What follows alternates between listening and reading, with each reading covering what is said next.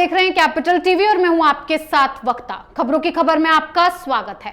खबरों की खबर में आज बात होगी हरियाणा की। हरियाणा सरकार ने सीएम मनोहर लाल खट्टर ने एक मिसाल कायम कर दी है। हिंदुओं के हित में ऐसा फैसला लिया है कि आप भी खुश हो जाएंगे। हरियाणा में बजट सत्र चल रहा था। बजट सत्र के अंतिम दिन एक ऐसा विधेयक पास हुआ, एक ऐसा बिल पास हुआ कि मजा आ गया। बीजेपी शासित राज्य हरियाणा में धर्मांतरण के विरोध में बिल पास हो गया। 22 मार्च को हरियाणा विधानसभा में धर्मांतरण विरोधी बिल को ध्वनिमत से पास किया गया। इस बिल के तहत जबरन धर्मांतरण कराने की कोशिश करने वाले को 10 साल की सजा हो सकती है और कम से कम 1 लाख रुपए का जुर्माना लगाया जा सकता है।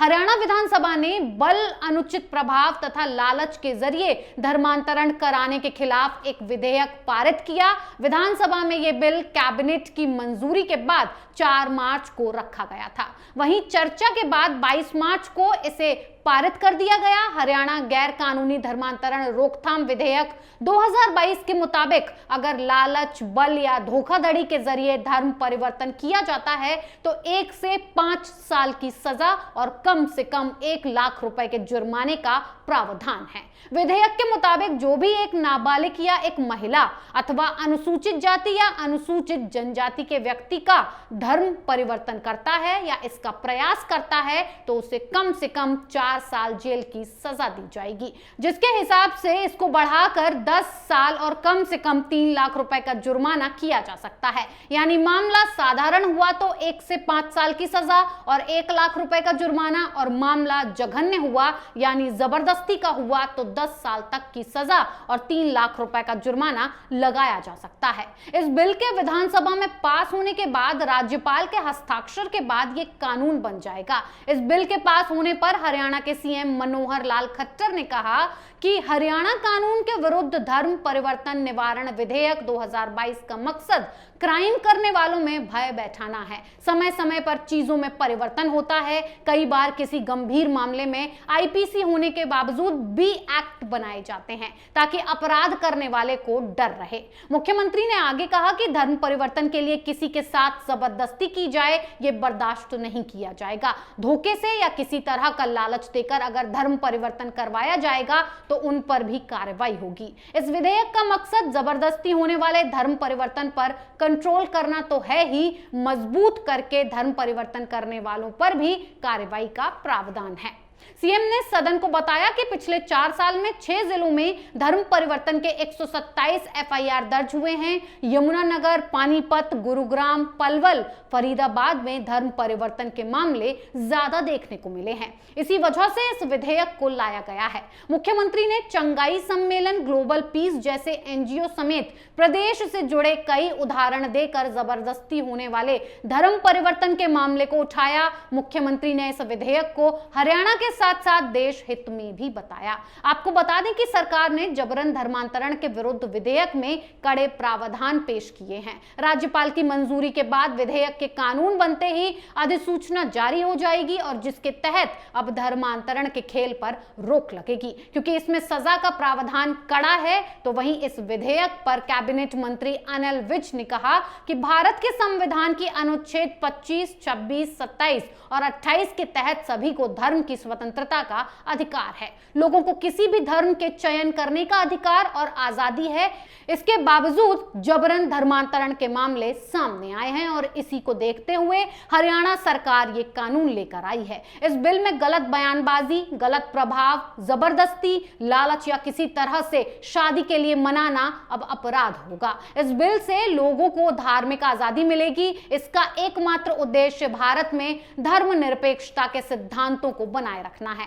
अब बात करते हैं कांग्रेस की। इस बिल पर जैसे ही चर्चा शुरू हुई कांग्रेस ने हंगामा मचाना शुरू कर दिया। जो पहले से पता था कि कांग्रेस को यह कानून चुभेगा। यही नहीं, कांग्रेस ने इस बिल के विरोध में सदन से वॉकआउट तक कर दिया था।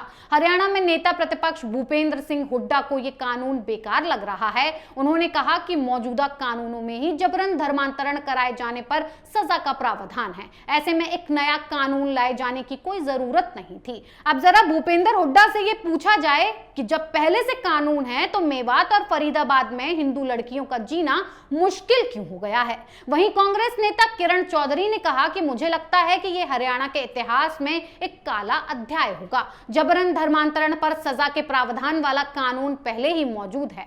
यह विधेयक सांप्रदायिक बंटवारे को और बढ़ाएगा। यह विधेयक डरावना है, इसके भविष्य में गंभीर परिणाम हो सकते हैं। जिस तरह इस विधेयक को लाया गया, कांग्रेस ने इस पर आपत्ति जताई है। दूसरे कांग्रेस नेता रघुवीर सिंह कादियान ने कहा कि इस विधेयक को लाने की इतनी कोई जल्दी नहीं थी। इस विधेयक में विभाजनकारी राजनीति की बू आ रही है, जो कि अच्छा नहीं है। अब कांग्रेस से मेरे कुछ सवाल हैं कि जिस कांग्रेस को देश को बांटने में संकोच नहीं हुआ, पूरे देश में हिंदुओं का धर्मांतरण होता रहा और कांग्रेस चुप रही, तब इस कांग्रेस को बंटवारे की नीति समझ नहीं आई। लेकिन जब इसे रोकने के लिए कानून बन रहा है तो कांग्रेस को यह कानून बंटवारे वाला लग रहा है। आपको बता दें कि पूरे देश में जिस तरह से हिंदुओं का इस्लाम और ईसाइयों में धर्मांतरण कराया जा रहा है, वो काफी चिंताजनक है।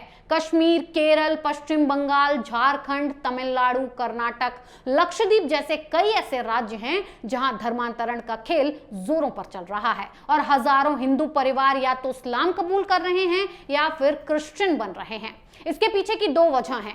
पहला कि मुस्लिम संगठन इसे साजिश और भय का माहौल बनाकर अंजाम दे रहे हैं, तो वहीं दूसरी तरफ मिशनरीज संस्थाएं इसे लालच देकर अंजाम दे रही हैं। पैसे का लालच, शिक्षा और स्वास्थ्य का लालच, गरीब और मजबूर हिंदू परिवारों को पैसे और मदद का लालच देकर वो हिंदुओं का धर्म परिवर्तन करा रहे हैं। आपको बता दें कि धर्मांतरण के विरुद्ध कानून बनाने वाला हरियाणा देश का चौथा राज्य है। इससे पहले बीजेपी शासित मध्य प्रदेश, उत्तर प्रदेश और हिमाचल प्रदेश में ये कानून पहले ही बन चुके हैं, लेकिन कांग्रेस शासित और वामपंथी सरकार के राज्यों में अभी भी ये धर्मांतरण का खेल जोरों से चल रहा है। ये तस्वीर देखिए, ये तस्वीर छत्तीसगढ़ की है, जहां 1250 लोगों ने सनातन धर्म में वापसी की है।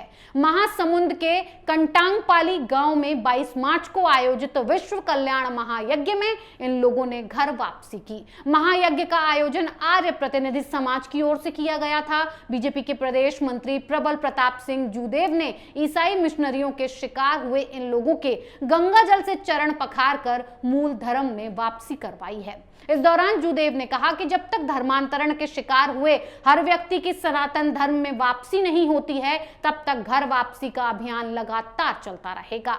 उन्होंने उपस्थित लोगों से हिंदुओं का जबरन धर्मांतरण कराने वालों का विरोध करने की भी अपील की। इससे पहले छत्तीसगढ़ के पत्थल गांव के खूंटापानी में 400 परिवार के 1200 लोगों को हिंदू धर्म में वापसी करवाई गई थी। प्रबल प्रताप सिंह ने उस कार्यक्रम का हिस्सा बनते हुए कहा था कि हिंदुत्व की रक्षा करना उनके जीवन का एकमात्र संकल्प है।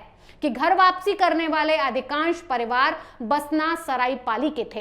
हिंदू धर्म में लौटने वाले परिवारों ने बताया था कि करीब 3 पीढ़ी पहले उनके पूर्वजों का धर्मांतरण हुआ था। उस वक्त वो बेहद गरीब थे और मिशनरियों की ओर से कुछ आर्थिक मदद और बीमारियों में इलाज की सहायता मिलने का प्रलोभन मिलने के बाद धर्म परिवर्तन कर लिया गया था।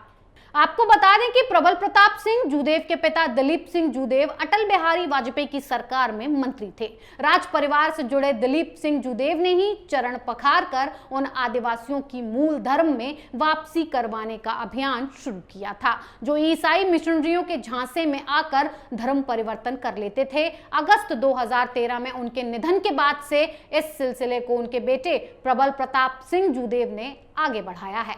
क्या हुड्डा इस पर कुछ बोलेंगे? जब कानून था तो इस पर कार्रवाई क्यों नहीं की गई? बात साफ है कि कांग्रेस जो चाह रही थी कि पूरा भारत एक बार फिर इस्लाम और ईसाई के कब्जे में चला जाए, वो हो नहीं रहा है।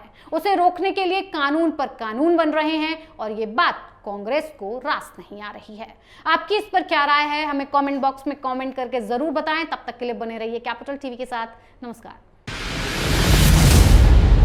मैं राजनीति करता नहीं, पर राजनीति को बहुत गहरे तक समझता हूं। मैं लोगों के बीच रहता हूं, लोगों के मन को अच्छे से जानता हूं।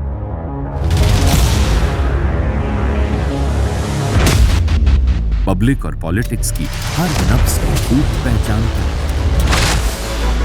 संघर्ष की सियासत से सत्ता के सिंहासन तक मैं हर खबर से खरा सच निकालता हूं। ना कोई दौड़, ना कोई race. Capital TV, Uttar Pradesh.